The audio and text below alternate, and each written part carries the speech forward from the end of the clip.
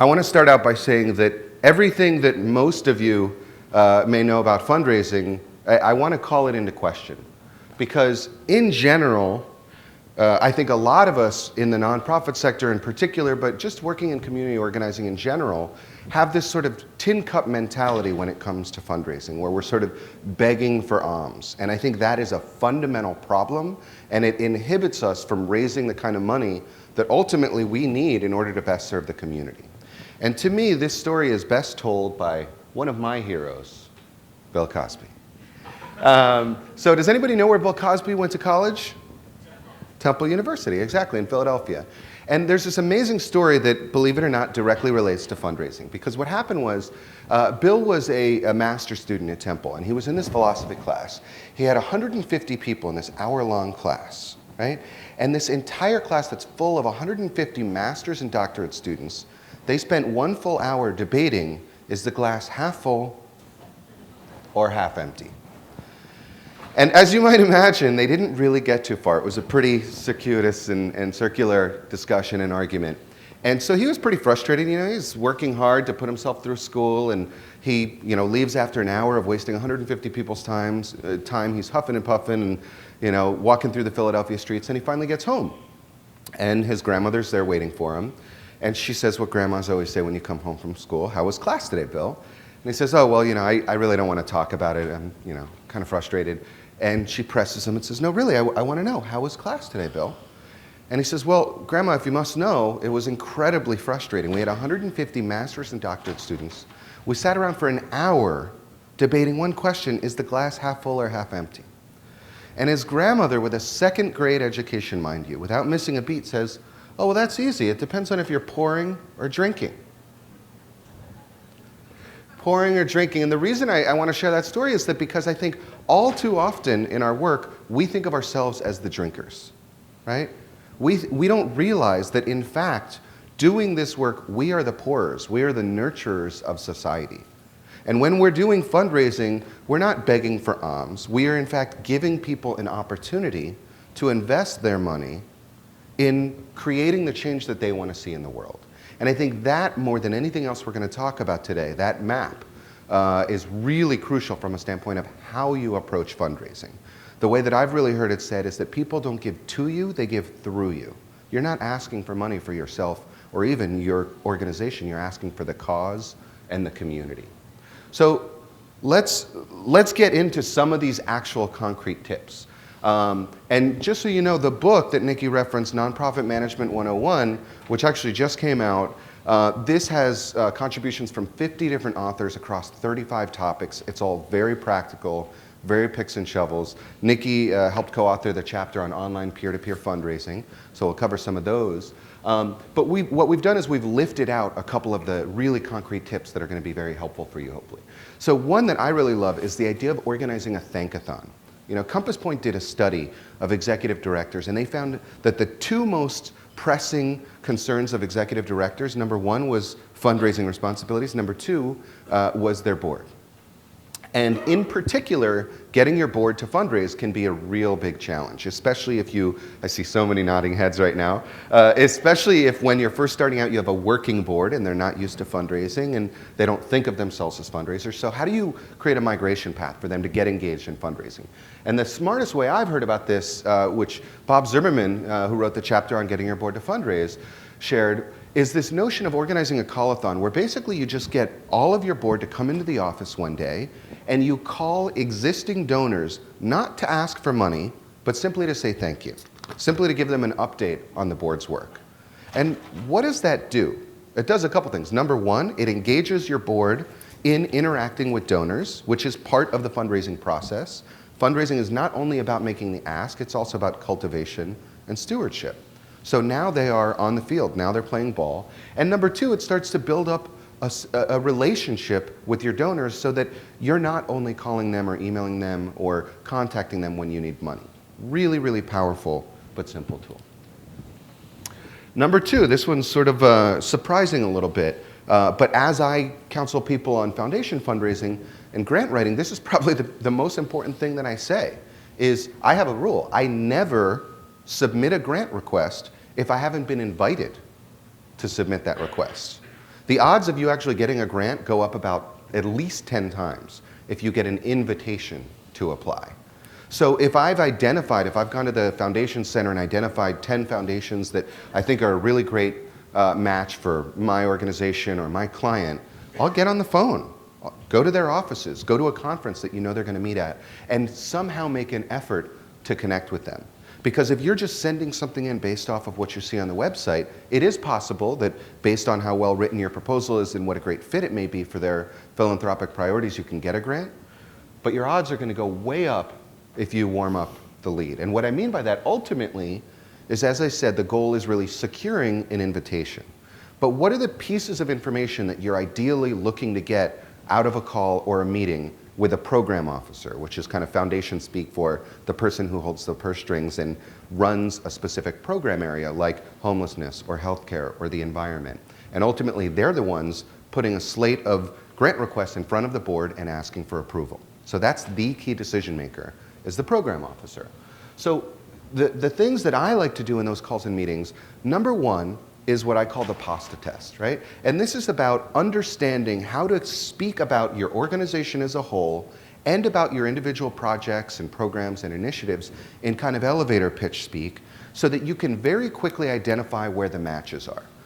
You know, first of all, hopefully you've done your homework before that call or that meeting, so you have a sense of their priorities and where you may fit, but it's never exactly as you expected. So what you do is you kind of throw it all at the wall and see what sticks. And they'll tell you very quickly, oh, that's not a fit. Oh, that could be interesting, yeah. And the other thing you'll do in that conversation is you'll start to identify not only the programs, but the positioning. There's some language about their theory of change and how they think about grant making on their website, but there's always language, there's always framing that isn't on their site that is how they talk about their philanthropic giving internally. And that's what you're listening for, is number one, what should we be asking for money for and how should we position it vis-a-vis the goals of the funder? So that's about the positioning. You're also asking them simple questions like deadlines. And this is not just the deadline that is due based on the site. I'll get to the Jedi mind trick in a second and you'll see what I'm talking about. But it's about asking them, when would it be best for you if I can get this proposal by? And also, this is kind of funny, but it's very direct and very true, is how much money should we ask for? What's the sweet spot for a first-time grantee asking you for money of a program of this nature? Is it reasonable to ask you to underwrite the whole program at $250,000, or should we make a $30,000 ask? You know, so now what you're leaving with is you're leaving that conversation or that meeting with an invitation to submit a grant request for a specific program or initiative or for general operating support, positioned a certain way, by a certain time, with a certain dollar amount attached to it. So now you're just kind of following orders. And the final thing, the Jedi mind trick, is about asking the person, the program officer, to proofread a draft of your proposal before you formally submit it for approval.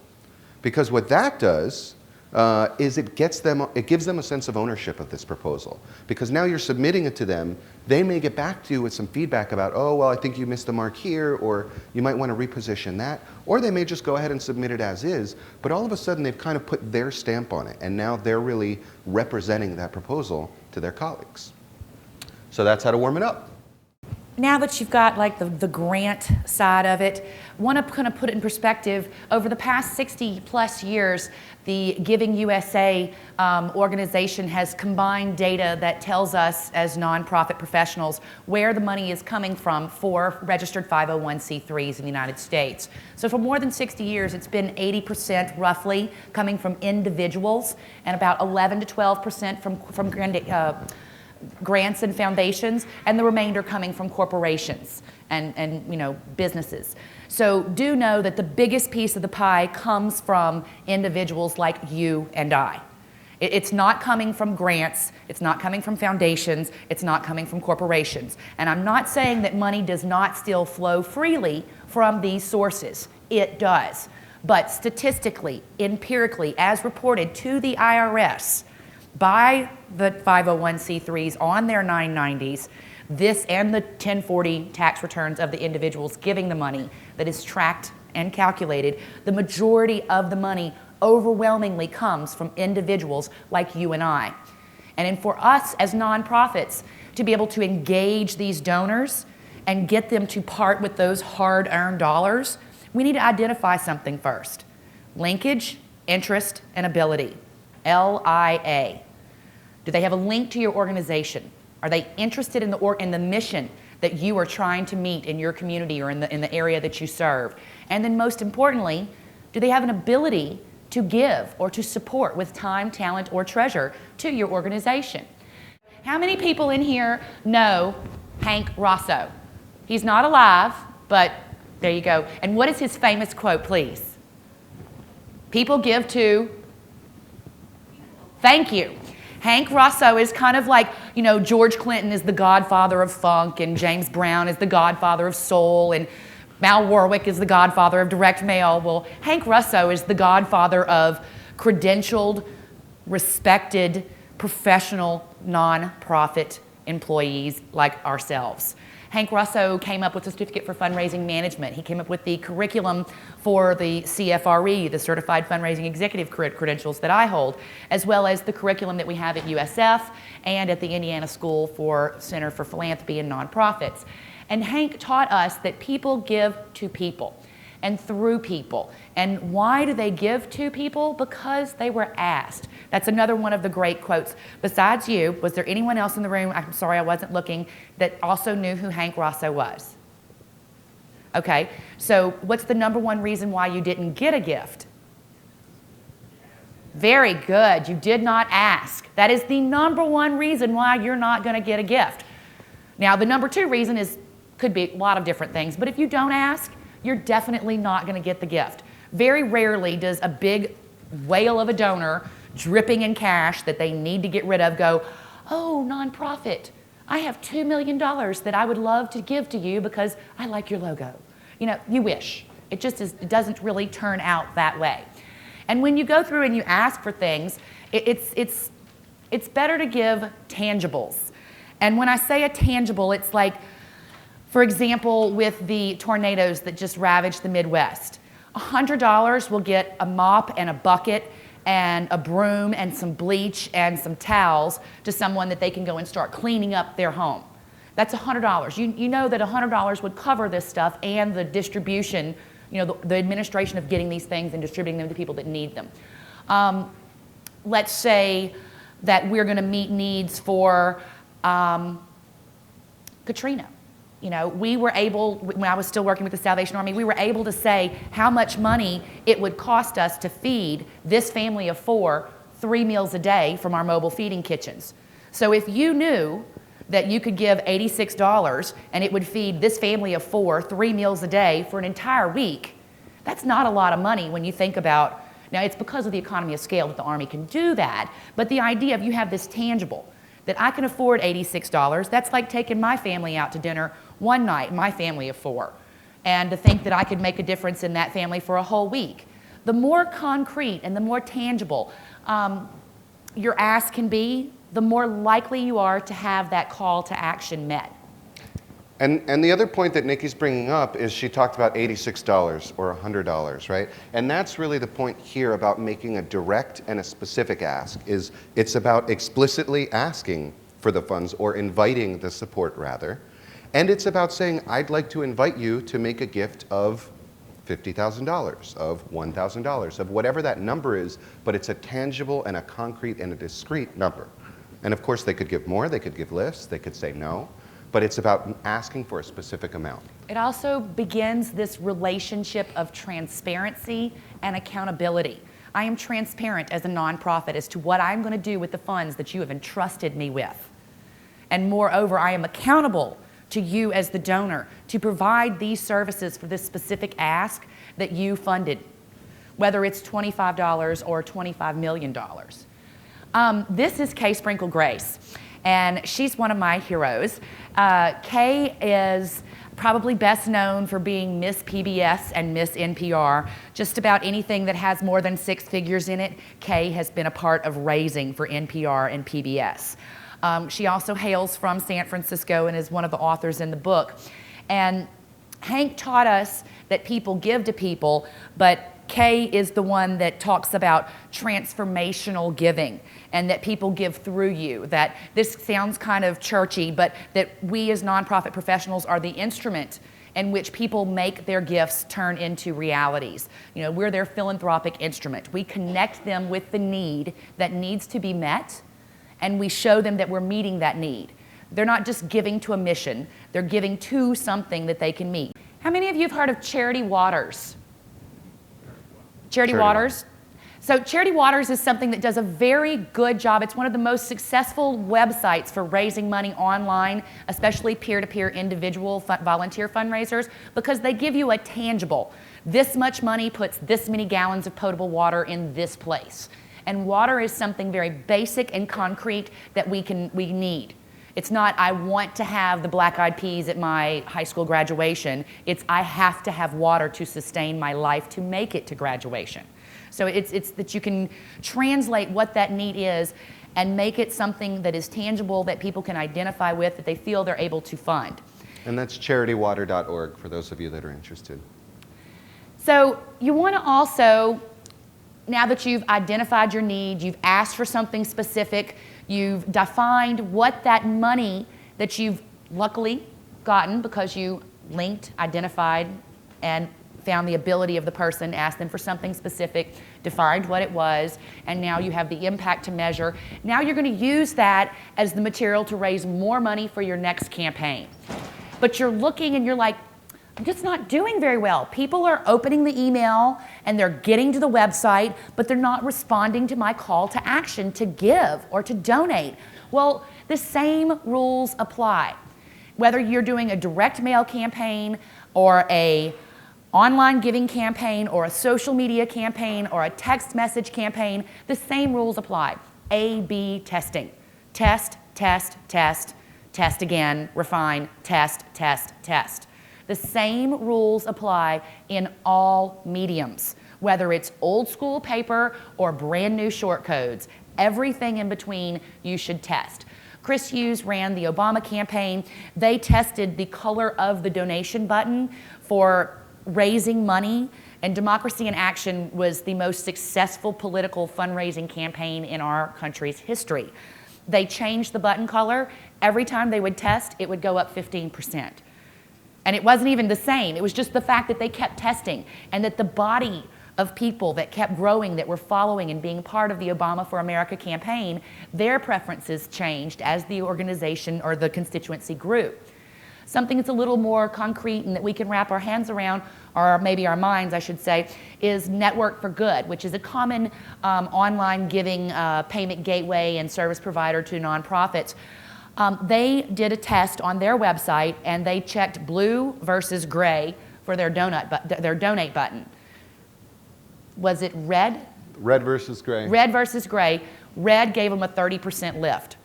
But all they had to do was test. How cheap. It's very inexpensive to run a campaign, especially on a web page, where all you're doing is testing the color of the button. I mean, if you had to do this in a traditional medium, it would be much more expensive because of the postage and the printing and the graphics and all that, but changing the color of your button is something very simple. So you have all of these different tools in this flexible medium of online fundraising and your donation buttons and where the button appears and how long or short your email is. My point is test. You should know your community as best you can. It's a dialogue, and they may not be talking to you when they're clicking on one of these other buttons, but they're still communicating with you. It's a nonverbal communication because you can track which one was clicked more. This group got the blue button, this group got the red button. They clicked it 45%, they clicked it 15%. We're going with this button. You know, I mean, it's the same type of market research that Coca-Cola or Budweiser or anybody else uses. You test, test, test, test. Heifer International has been around for quite some time. I thought they came into their being when they were first mentioned on The West Wing, and that show's not even on the air anymore. But Heifer International is the group that kind of put together this piecemeal concept of fundraising. And I don't mean piecemeal in a negative way, I mean it in a very positive way. There are people in countries, in developing countries, that can't afford a goat or a cow or chickens. And it's not that they're going to slaughter that animal immediately, it's that they will have eggs and they will have milk and they'll be able to make cheese, and there are all these things that can come from it, and the waste of the animal can be fertilizer for their gardens. But to be able to go out and buy livestock was prohibitive. But you could go and you could sponsor a bee or a bunny or a goat. There are all these different animals that people could go and buy a portion of. And if you didn't have, it's like micro fundraising, if you will, instead of micro lending like what Kiva does. This is kind of like the beginning of what Kiva was conceptualized upon. But the idea is to make it shine. This little gray guy right here, it's neat, it's got dimension, it's got some shadows, but this little kid right here is holding a baby goat. And you're gonna donate a baby goat. I mean, like, there's nothing that sells better than kids, babies, and puppies. You know, kittens, puppies, like Humane Society, got us cornered. You know, I mean, if you're an animal lover, you have your little puppies, you test. If you like kittens, you get kitten emails. If you like puppies, you get puppy emails. If you like gerbils, you get gerbil emails. But you want to know your donor, know what their interest is. They're already linked to you. Identify their interest, and then work on their ability to give to you, that LIA, because it all builds on each other. Do you want to add anything to this? Yeah, just really quickly, the other thing I wanted to just mention is to stay out of your own way. And they've done a ton of research when it comes to online giving. And for every click that you add to the process it takes to donate, you lose over 10% of your audience. So take the time to actually count how many clicks does it take to get from your homepage to make a donation. And if the answer is anything more than 3 or 4, you need to cut that significantly, and basically as much as possible. So streamlining the donation process is hugely important from an online giving standpoint, just as, you know, mapping donations to impact and making it as concrete as possible. So I'll give you two tertiary, really, you know, grounded tips on this. So let's say that your call to action is to acquire new constituents. You're trying to build your list so that the next time you have an action alert or a fundraising campaign, that you have a big community of people that can help you support this. Well, you're gonna wanna know what their email address is, duh, so you can get back to them. It'd be nice to know their name so it's not dear whoever you are. And then the last thing is know where they are. Ask them for a zip or a post code. Now, if there's some other bit of information that is crucial or key, paramount to you being able to define or segment this community that you're trying to acquire, then add that in. But those are the 3 most critical pieces of data that you need: email address, name, and location. Location is important because we cannot solicit gifts. We in the United States cannot solicit gifts outside of our own state that we are registered unless we're registered in that state. Oh, just like direct mail, the same rules apply. If you solicit gifts in a state outside of the state that you are registered to fundraise in, you have to register in that state. You can register nationwide, you can register in clumps, you can register individual states, but that's something that you should be aware of. It may be that you're not really at the threshold of raising hundreds of thousands or millions of dollars to where you have to worry about state AGs to come get you, but you want to plan for that success. So knowing the location of your constituency is key, especially when it comes to solicitation. Advocacy is different, but solicitation, you must be registered in the state in which you are soliciting. Same rules apply for direct mail as they do for online fundraising. Now, one other thing is in the attrition. So here's your page. Ask for the 3 pieces of information, submit, 1 screen. Now, in the scenario of raising money, you want the bare bones of what you need to process this gift. Name, address, city, state, zip, credit card, CVS, amount, and then any kind of attribute that you want in there, make it simple. KISS. And I'm not talking about like Beth or we're gonna rock and roll all night. Keep it simple, Sally, because we're not stupid, we're smart. And the idea is that you just put the basics for the transaction, for the financials of the transaction, and any type of designation of the gift so that you can link that direct impact of their gift, that accountability and transparency that you're investing with that donor, building that relationship, and moreover, identifying what their passion is.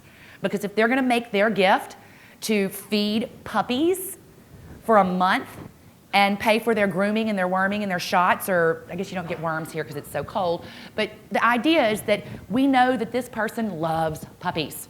So the next time we come out for a campaign, I'm not going to ask them about feline leukemia. I'm going to ask them about parvo. You know, you want to be targeted to what they like and what they want. So now we're going to get to my favorite part, Nerdville, which is not a Zynga game. It's a place that I live. There are roughly 600 million people on Facebook. It's like the third largest community or nation, if you will, if it was not virtual, in the world. And the average Facebook user spends 19 minutes a day on that site. Wouldn't you love it if someone spent 9 minutes a day or even 8 minutes a day on your website? Would you be okay if a donor spent 8 minutes a day on your website? If you answer no to that question, that's a philosophical problem that y'all should definitely work on. People don't go to the Dewey Decimal System or the card catalog or the public library to find out about your nonprofit. The first place they go is your website. That may not be the deciding factor of why they make a legacy gift, an important big gift, but the website is going to be one of the first places they go to find out about what your organization is doing and how they're meeting the needs that they state. Now, commercial social networks like Twitter and Facebook and YouTube, Nicci, Armando, LinkedIn, which went public 2 weeks ago, interesting to watch that, is a great place to find advocates, donors, constituents, what I call social media evangelists. Beth Cantor, who is, I guess she is the godmother of social media. I guess we can give her that moniker today. We'll have to call Beth and let her know that we just gave her a new title. But nevertheless, the Pareto rule falls not only in the corporate world, but it falls in our world. The Pareto rule is generally that of 80-20. 80% of our money comes within 20% of the year. Most nonprofits receive 80% of their funding in the last 2 months of the year. Most nonprofits will get 80% of their money from 20% of their donors. Okay? And that same rule applies, interestingly enough, in social media. 20% of your social media users, your online community, are going to generate 80% of your content.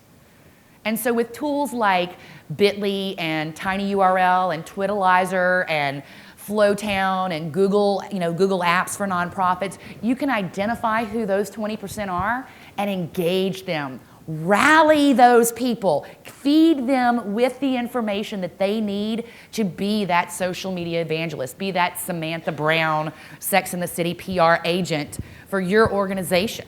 You want someone out there giving that peer referent. Because if I tell Darian, oh my God, there's this place that has fried chicken just south of town, we have to go try it, it's better than my mama's, he'd be like, okay, let's go. But if he read it in the SF Gate, he'd be like, well, maybe. You're going to take peer reference and peer endorsement much more seriously with much more gravitas than that of any kind of promotional or paid advertisement or endorsement. That's just a duh. And the same rules apply. You want that peer referent power. I talked about the largeness of the social networking bubble, and I'm talking specifically about commercial social networks. Commercial social networks are that are free for users and nonprofits and constituents to sign up for. How many of you already have a Facebook page at your nonprofit? Great, very large majority of the people in the room. How many of you use groups?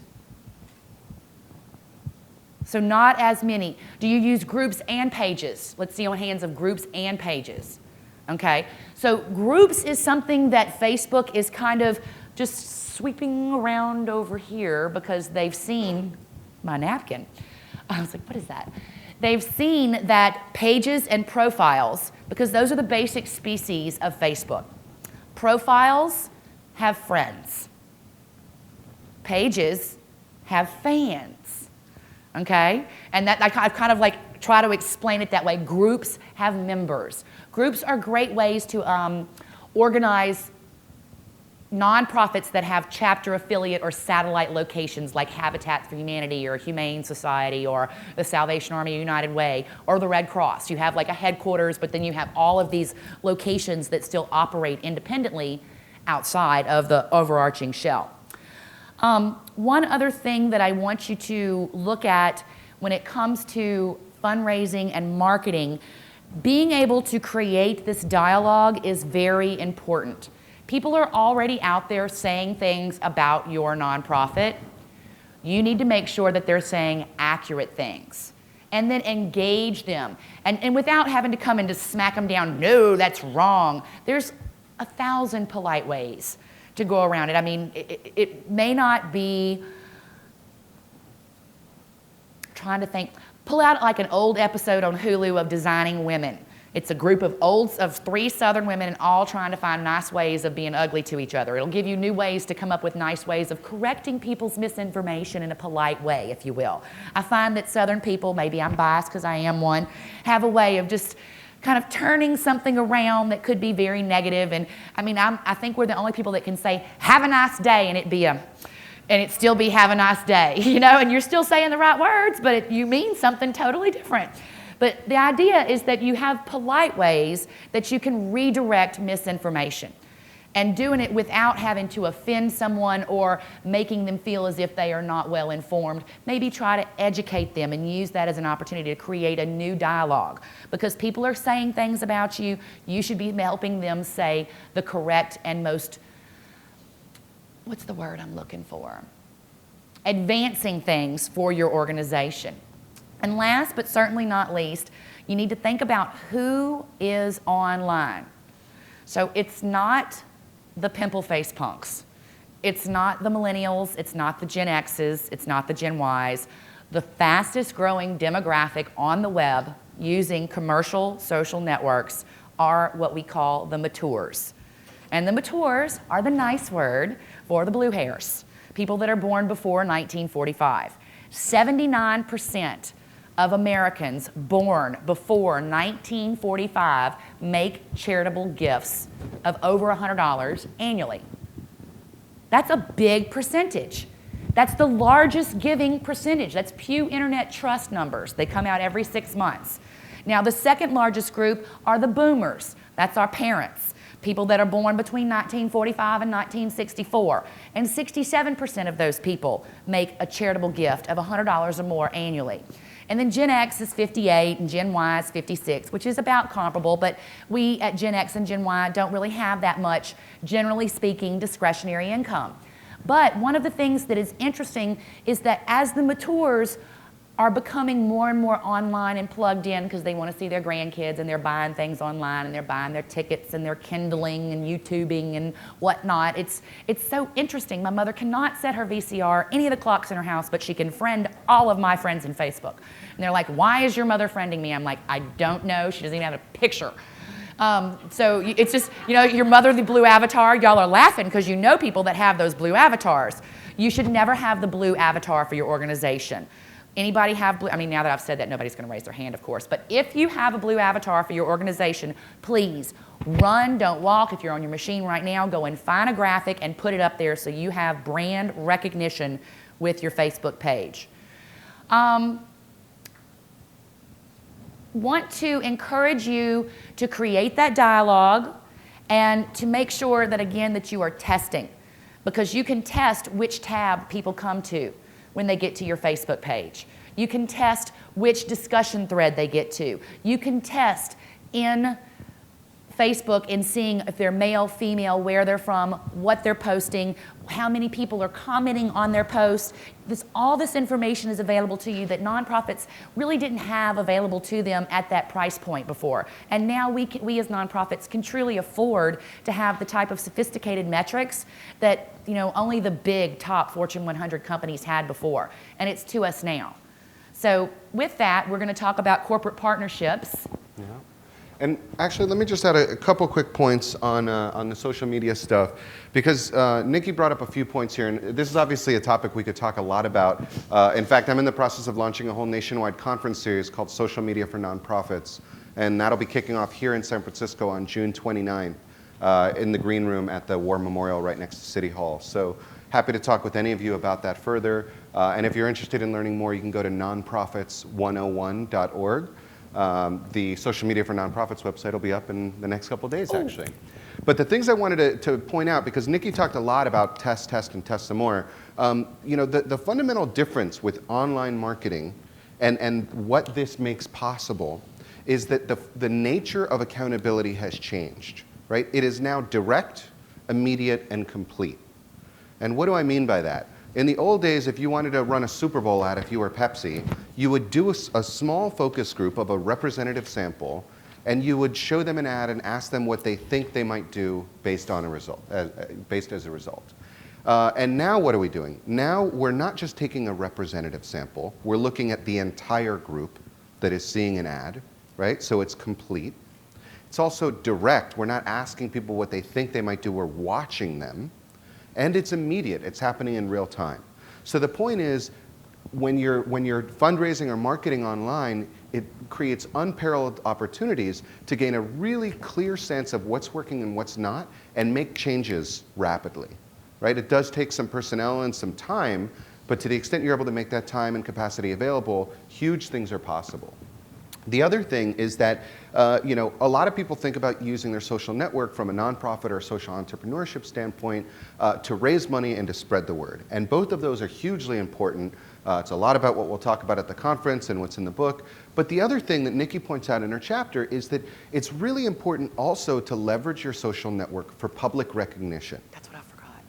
So to thank the people that are your most active supporters, whether they're giving or just tweeting or posting stuff about your work, and to use your online channels, your Facebook, your Twitter, et cetera, to just point a finger at someone and lift them up and say thank you, because that's going to really encourage them to do more for your cause. I want to drop a quick please. little thing on this, because I've clipped all this and my 39-year-old eyes are like, hey. But just to kind of underscore how important it is to leverage your social network and peer-to-peer, I totally brain-pooted that out, is, for example, with Causes, which is out of Amy Allison's favorite town in the entire nation, Oakland. Joe Green created Causes. If you set up your birthday wish through Causes, how many of you have had a birthday wish through Causes or met a birthday wish through Causes? So you know what I'm talking about. So they did some research on that. And if you send 20 emails to your friends and family saying, give me money for my birthday instead of a present, you're 315 times more likely to raise money. If you invite 50 friends to raise money with you after you've already made that gift, you're 295% more likely to raise more money. And if you post this to your Facebook wall, and other people see it that know the birthday person, whether it's you or the person you made a gift to, you're 210 times more likely to raise more money. So your lowest common, the lowest chance of increasing this is 210, and your highest is 395%. So like, Causes is the easiest way. Everybody's got a birthday. Yeah. Bless you. They may not have a direct link to your organization or the mission that you're raising to, but you as an individual, everyone's got a birthday. Everyone has friends. And circling back to some of the initial points, people give because they're asked. So now we have new ways, new channels, and new media of asking people to support our work.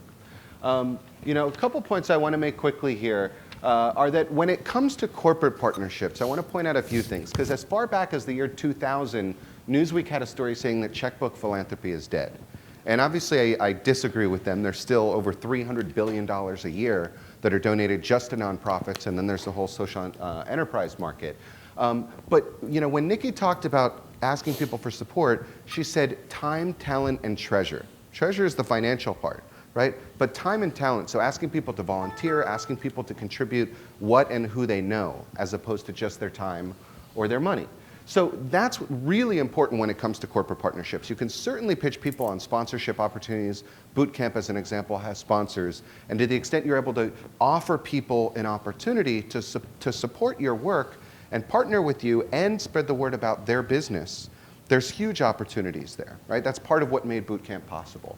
But the other thing is that there's the whole non-cash side of the equation. And I want to encourage everybody to think about in-kind donations. I started Craigslist Foundation out of my bedroom with no budget. By the time we grew it to a $2 million organization, half of that budget was in kind. Right? I don't know if any of you have had Lagunitas beer. It's tasty and organic. But these guys are amazing. They support a ton of nonprofits. Right? It's a lot easier, if you think about like in Economics 101, profits equals revenue minus expenses. So yes, you can bring in more money on the high end, or you can decrease your expenses on the low end. If you've got a gala or an event, and you're going to be serving beer, you should get that donated, just like the wine, the food, etc. And a lot of times those in-kind donation asks are much easier than the cash asks. The other thing that can be done is media sponsorships. Just like Bootcamp, again, has several media sponsors. This is something where you can promote them as a sponsor of the event, and they can help promote your work to their audience of readers or subscribers. And then finally is this whole point about corporate partnerships. And this can look like people pouring soup at a soup kitchen or licking envelopes and things like that. But more and more what research is showing is that people are not just interested in donating their time, they also want to donate their talents. They want to leverage their network. So, the baby boomers that are retiring, if they were an accountant for 50 years, a lot of them want to help you with your accounting. So the biggest change that we're going to see in the nonprofit sector in particular, in my lifetime, is that the fundamental concept of volunteerism is about to undergo a revolution. And what's in particular going to change is this whole concept of pro bono service, and that expanding beyond just lawyers. Taproot Foundation started here in San Francisco. They've been getting corporate volunteers from all around the country to leverage their expertise. I work with a group called Full Circle Fund. There's lots of different groups getting into this space. I will glaze over this lightly because it's something that is definitely self-serve. If you were a 501c3 US-based nonprofit, Google for Nonprofits has a suite of tools that are available to you for free or highly discounted. Very affordable, easy to reach for all size budgets and staff. Number one is Google AdWords. When you search for something, there's going to be the sponsored results here and then the ads that are over here. Google for Nonprofits will provide you with a Google grant to fund your AdWords campaign starting at around $10,000 a month. That's a lot of money. Now, it sounds a little overwhelming, but it's so much per click, and it's $1 per word. Let's see, let me back up and try to make this not so crazy. So what you have to do is create your ad, and it's kind of like tweeting because you only have a certain amount of characters and 3 lines that you can put in your ad, and you want them to be as closely indexed with the pages that you're trying to bring them to, so you have very few clicks for them to respond to that call to action, whatever that ad is. If it's for volunteering, take them to a volunteer form. If it's for giving, take them to a donation form in this AdWords campaign. And the words that are in the ad should be the same words or some of the same words that you find in the page that's the call to action page, as well as any landing page or page on the website where this ad will touch out to. So Google AdWords is one of the things that Google for Nonprofits offers you. Enhanced YouTube channels, premium Google Earth features, especially if you're a locations-based or responding to things, advocacy or environmental issues. It's really nice to have the Google Earth features in there. And there is a page, if you just go to google.com/nonprofits, they kind of lay out a little brief tutorial of the different tools that they make available for free to nonprofits. Google Grants is kind of my favorite, and it's brought up in probably 4 different chapters in the book, just because it's a pretty simple application. It's just google.com/grants. They're very generous. Pretty much everyone I've known that's applied has always gotten one, and it's $10,000 a month of free advertising on Google. So what can you do with that from a standpoint of supporting your fundraising, marketing efforts, et cetera?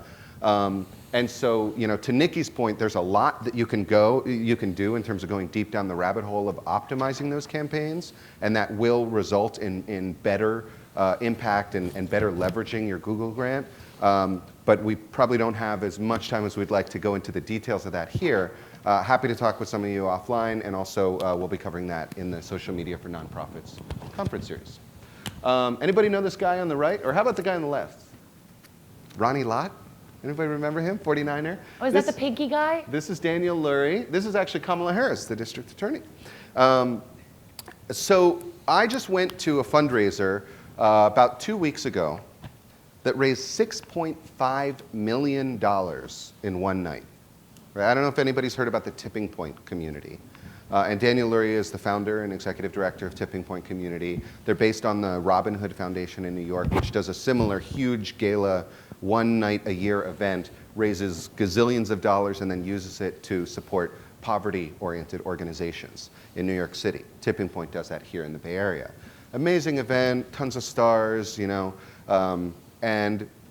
but we can't all be Tipping Point, right? We can't all raise $6.5 million in one night. And in fact, you know, the point I really wanted to make here, and that Marika Holmgren makes in her chapter on event production, is that all too often nonprofits and community-based organizations will put a lot of effort and energy into a fundraising event and either break even or lose money, right? And so it's really important, before you get into it, to take the time to diligently put together a budget and to be realistic on the expense side, to budget a contingency line, to create something around all of the different pieces as detailed as possible that you expect to go into that, and not to assume that everything will be donated. In fact, assume that you have to buy everything. And then make sure that the numbers work. Make sure you've got your board support. Make sure you've got community support, and that you've got sufficient time to pull together the host committee, the sponsors, the attendees, et cetera. And what Marika talks about in her chapter is this notion of doing a 2-to-1 ratio for fundraising events. If you're doing an event and it's intended to fundraise, when you do that budget, you should be making at least twice as much money as you're spending. And if you're not, you should reconsider it. And maybe it's not a fundraising event. Maybe it's a friend-raiser, and it's about nurturing relationships with people in your community. But take the time to actually put that budget together and look at exactly how those numbers work out. And then finally, the last point I wanted to make, because I appreciate that bootcamp is no longer just about nonprofits. And one of the other things that we focus on in the book is the whole idea of earned income. So whether that's for a nonprofit or a social enterprise, there's this entire field around social entrepreneurship that's been bubbling up now since the 70s, actually. And Bill Drayton, the founder of Ashoka, really kind of popularized the concept. So now there's all these people that are out there, whether they're for-profits fundraising from impact investors or nonprofits looking to get earned income streams off of the ground. Right here in San Francisco, we have Juma Ventures, we have Rubicon Programs, New Foundry Ventures. It's a great hub. So a few things I just want to quickly say about this. So if you are a nonprofit and you're launching an earned income enterprise because you want to start to create more revenue for your organization, the most important thing is to stay on target. This comes up like about 30 times in the chapter, is don't start something that's totally unrelated, because it will take a lot of effort, it will take a lot of energy, and it will be a huge focus of the organization. So that needs to be in synthesis. It needs to, there needs to be synergy between that initiative and the organization as a whole. At the same time, appreciate that if you're going to go out there and raise money for this earned income enterprise, for the social enterprise, that it is much more difficult and much more challenging to raise money than it is as a regular business, right? Because as a regular business, what happens? You can take loans, you can give people equity, they can make an investment. We can't do that. Why? Because every nonprofit, there's over 1.5 million nonprofits in this country, every one of them is owned by the same person, the same group, which is the public. Not the board, not the founders, not the staff. So you can't legally give away equity. You can't give away profits. So that makes it more difficult to fundraise. What that translates to is a pretty big difference in the amount of time you're going to be spending raising money for your project. Normally as a business, you spend about 5% of your time raising money, and then you're off to the races until you have to raise money again. As a for impact instead of a for-profit company, a lot of times you'll spend up to half of your time raising money, so you need to be prepared for that getting into it. And then the final thing is that there are organizations, many of which are based here in the Bay Area, that are sort of like the Good New Boys Network instead of the Good Old Boys Network. It's a group of passionate investors, people with financial means, that are proactively looking for earned income enterprises to invest in. These are called impact investors. And some of those forums, they all do annual conferences, which are great. SOCAP just happened here a couple months ago. They're right now in Amsterdam. They're doing their first European conference. So that's social capital markets, which is sort of the generic term for this investment market. SVN, Social Venture Network, is based in the Presidio. They do an annual member conference. And finally, Investor Circle, another really great opportunity to plug into people that are looking to invest in these kinds of organizations. So hopefully those are some of the concrete tips. If you're interested in reading a little bit more, we have created sort of a white paper with these top 10 fundraising tips. So if you go to nonprofits101.org, right on the homepage you'll see top 10 fundraising tips. You can download it for free, just put your email in there. And we can also keep you posted on the social media for nonprofits events. There's an event page there. But thank you all so much for the work that you do in building stronger communities. And it's wonderful to be back at boot camp.